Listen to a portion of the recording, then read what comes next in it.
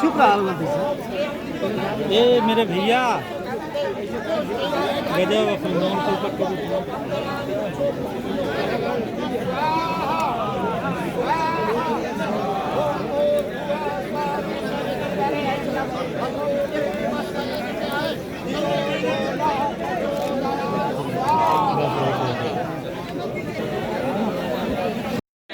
ऐसा है, ये मेरे पत्रकार साथियों, अगर तुम ज्यादा सवाल पूछोगे तो तुम भी सनातन विरोधी हो जाओगे।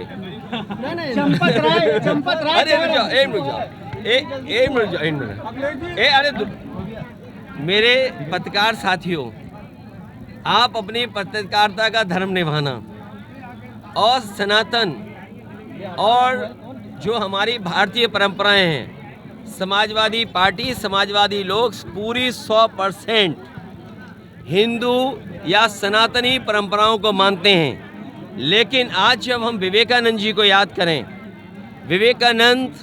स्वामी विवेकानंद जी ने पूरी दुनिया में संदेश दिया और उनका जो शिकागो का भाषण था, उन्होंने क्या कहा कि हमारा जो समाज है वो टॉलरेंट है, हम दुनिया को टॉलरेंस सिखाते हैं, हमने हर एक को एक्सेप्ट किया है, जो भी हमारे भारत में आया हमने उसे एक्सेप्ट किया।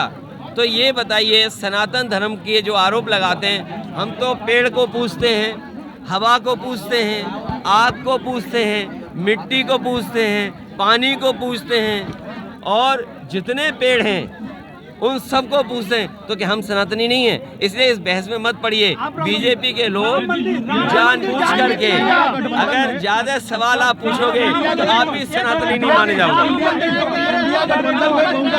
दानदाताओं को चंपत राय कह रहे हैं कि अयोध्या में दान देने वालों के गर्दन काट लिए जाते हैं, अगर कोई आता है अयोध्या में तो उसका गर्दन तक काट लिया जाता है। क्यों ये बात है? कन्नौज से कुछ लोग इत्र और चांदी का फूल लेके पहुंचे थे। देखिए, ये जो भाषा का इस्तेमाल, तो इसका मतलब वो खुद सनातनी नहीं है।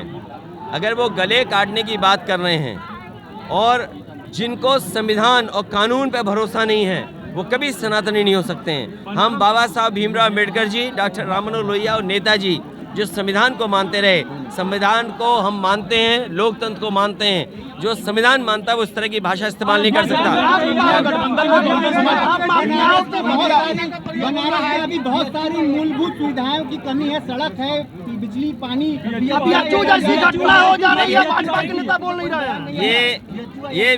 ये बताइए मुझे, जो आपने सनातन का सवाल इतना महत्वपूर्ण पूछा, BHU में जो घटना हुई, जो अपराधी पकड़े गए या जिन पे आरोप है, उनकी हर एक की तस्वीर भारतीय जनता पार्टी के नेताओं के साथ है। मैं भारतीय जनता पार्टी या आप साथी लोग जो सवाल पूछ रहे हैं, क्या जो उन पे आरोप लगा भारतीय जनता पार्टी के सनातनी नेताओं के साथ तस्वीर थी कि नहीं थी? मुख्यमंत्री जी किसी के साथ फोटो नहीं खिंचवाते, लेकिन तीनों अपराधियों के साथ उनकी तस्वीर थी। सोचिए आप, तो क्या ये सजा दिलाने के लिए जो पहले कार्रवाई होनी थी, क्यों नहीं की कार्रवाई? आज सबसे ज्यादा अपराधी बीजेपी में है। इंडिया गठबंधन की बात, इंडिया गठबंधन की बात और तो बहुजन समाज पार्टी भी सम्मिलित होगी क्या इंडिया गठबंधन? ये जो सुविधाओं को लेकर के आपने कहा, आज सर्वे आया है कि कूड़े में, सफाई में शहर कहाँ पहुँच गए। लखनऊ तो बहुत नीचे गिर गया। मुझे नहीं लगता, आंकड़ों में तो बनारस हो सकता ऊपर नीचे दिखाई दे रहा हो, लेकिन सच्चाई में ज़मीन पर देखोगे, सबसे ज़्यादा गंदगी आपको दिखाई देगी, सबसे ज़्यादा जानवर आपको दिखाई देंगे। जिस माँ गंगा को साफ करने के लिए पूजा की गई, संकल्प लिया गया, आह्वान किया गया, माँ गंगा वैसी की वैसी हैं। जो बुनियादी सुविधाएं, ट्रैफिक का इंतज़ाम, लोगों का आना जाना आसान होना, समय पे चीज़ें मिल जाना, चाहे वो बिजली हो, चाहे वो हमारा पानी का इंतज़ाम हो। बताओ आप 10 साल में और लखनऊ की सरकार के जो 7 साल पूरे होने जा रहे हैं, क्या सुविधाएं बनारस को मिली हैं? और बनारस तो स्मार्ट सिटी में माना जाता है। स्मार्ट सिटी में जनता आकलन करे कि पिछले 10 साल में स्मार्ट सिटी कितना आगे बढ़ा है। एडमिशन्स ना मिले तो नौकरी कहाँ है? समाजवादी पार्टी ये संकल्प दिलाती है कि आने वाले समय में नौजवानों को सम्मान का रोजगार मिले, उस दिशा में काम करना होगा। और ये कॉन्स्टिट्यूंसी तो बीजेपी की 2 सरकारों का विकास दिखना चाहिए, 2 सरकारों का विकास। लेकिन जिन वादों को बीजेपी ने जनता में रखे थे, आज किसी वादे को पूरा नहीं किया। किसान की आय दोगुनी नहीं हुई। कोई भी सपना दिखाएं, लेकिन किसानों की आय दोगुनी नहीं हुई। जो लोग ये कहते हैं विकसित भारत बनेगा, क्या बिना किसानों की आय बढ़े विकसित भारत कैसे बनेगा? जो कहते हैं विकसित भारत के लिए काम कर रहे हैं, जब रोजगार बड़े पैमाने पर होंगे तो विकसित भारत कैसे बनेगा? जो निवेश का सपना दिखाया, आज उत्तर प्रदेश में निवेश नहीं आ रहा है। और हमने सबने देखा कि देश के प्रधानमंत्री जी गुजरात में निवेश का आयोजन कर रहे थे। बड़े बड़े उद्योगपतियों ने ये संकल्प लिया उनके सामने कि गुजरात में इन्वेस्टमेंट करेंगे।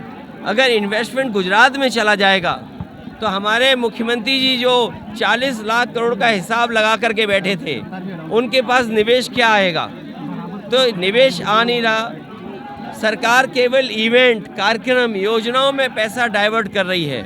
और इतना भ्रष्टाचार, इतनी लूट और ज़मीनों पर कब्जा कभी उत्तर प्रदेश में नहीं हुआ जितना बीजेपी की सरकार में अधिकारियों ने मिलकर के बीजेपी नेताओं के साथ किया है। आज अगर भूमाफिया पार्टी कोई है तो वो भारतीय जनता पार्टी है। कोई भी जिला उठा करके देख लो, वहाँ की रजिस्ट्रियाँ उठा करके देख लो, अगर सबसे ज़्यादा ज़मीनों का कारोबार, ज़मीनें कब्जा करने का काम अगर किसी ने किया तो भारतीय जनता पार्टी ने। आपने एक एक्स पे पोस्ट किया कि उदारवादी और कट्टरवादी भारतीय इतिहास में ऐसा देखा गया है और इसे रुक नहीं पा रहा है, इसका क्या अर्थ है, थोड़ा समझा दीजिए। बाबा साहब भीमराव अम्बेडकर जी जातिवाद को लेकर के जातियां खत्म हों, और एक समय ऐसा भी था कि बाबा साहब भीमराव अम्बेडकर जी एक सम्मेलन में जाना चाहते थे, लेकिन सम्मेलन में उनको जाने से कुछ न कुछ ऐसा हो जाता जिसकी वजह से सम्मेलन कैंसिल करना पड़ा।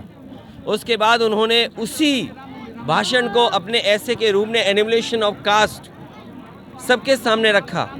इसी तरह डॉक्टर राम मनोहर लोहिया पूरी ज़िंदगी भर इस बात का प्रयास करते रहे कि जाति खत्म हो, जातियां टूटें। और नेताजी से लेकर के जितने भी समाजवादी आंदोलन चले हैं, उन्होंने जातियां तोड़ने का काम किया या जातियां कैसे टूटें उस दिशा में काम किया। चाहे वो राजनारायण जी हों, चाहे कर्पूरी ठाकुर जी हों, या पुराने तमाम नेता जिनके हम नाम ले सकते हैं। लेकिन अभी भी समाज में जातियां नहीं खत्म हुई। जातियों का भेदभाव ये भारतीय जनता पार्टी ने बढ़ाया है और जानबूझ करके विपक्ष के लोगों को अपमानित करने के लिए तमाम तरह का प्रचार चलाते हैं। जो निमंत्रण देने का मामला है, निमंत्रण भगवान का कौन कैसे दे सकता है? भगवान तो जिसको बुलाते हैं वो अपने आप स्वयं चला जाता है। तो इसलिए भारतीय जनता पार्टी ये पॉलिटिकल प्रोग्राम कर रही है, और पॉलिटिकल उससे क्या लाभ मिल जाए, क्योंकि आय दोगुनी बता नहीं सकते, नौजवानों को नौकरी दी नहीं, चरम सीमा पर महंगाई पहुंचा दी, चरम सीमा पर भ्रष्टाचार बढ़ा दिया। उनके पास जवाब क्या है? इसीलिए इवेंट के बहाने हर चीज़ को वो भुलाना चाहते हैं।